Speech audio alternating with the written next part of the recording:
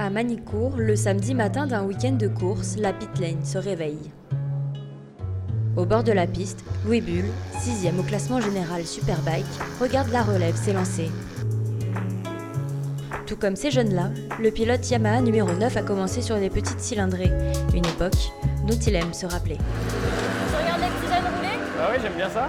T'aurais aimé toi profiter d'une structure comme le Prémoto 3? Ah ben, c'est sûr, après avec mon père on n'avait pas vraiment les moyens et puis c'était plutôt vraiment l'idée de s'amuser. Et donc nous, à partir du moment où on pouvait faire, c'était bien. Qu'est-ce qui t'a amené à la compétition? Moi, ce qui m'a amené à la compétition, c'est que j'ai toujours aimé faire de la moto. Mon père il avait des concessions à l'époque et du coup j'ai toujours vu des motos à la maison et ça me faisait un peu craquer. Et surtout, je voulais un 50 à boîte pour aller sur la route, il voulait pas.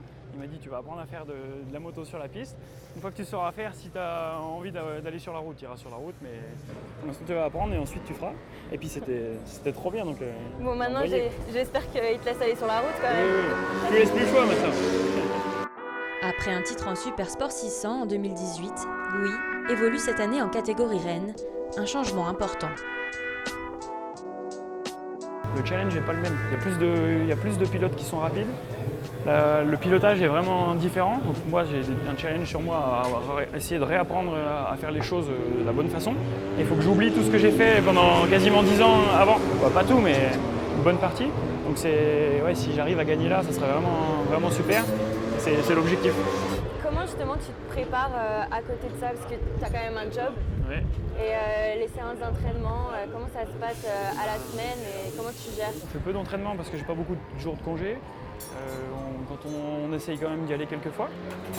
Et voilà. Ton casque, j'ai vu que cette année il n'était pas d'une couleur flashy. Non, cette année j'ai abandonné ma couleur flashy.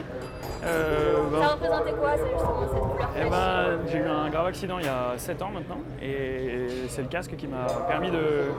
En fait, on m'a aidé grâce au casque parce que j'étais sous ma moto, coincé sous ma moto qui était en feu et ils ont vu mon casque. Moi, c'est un avantage, c'est que ça me rassure, ça me fait un petit rappel du passé. Et après, pour mon père aussi, il le voit un petit peu mieux quand il regarde, puisqu'il est un petit peu inquiet, faut le dire.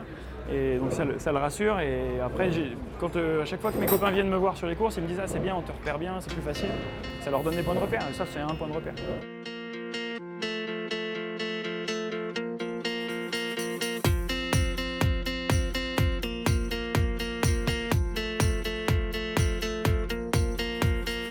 C'est une Yamaha R1, une R1 M.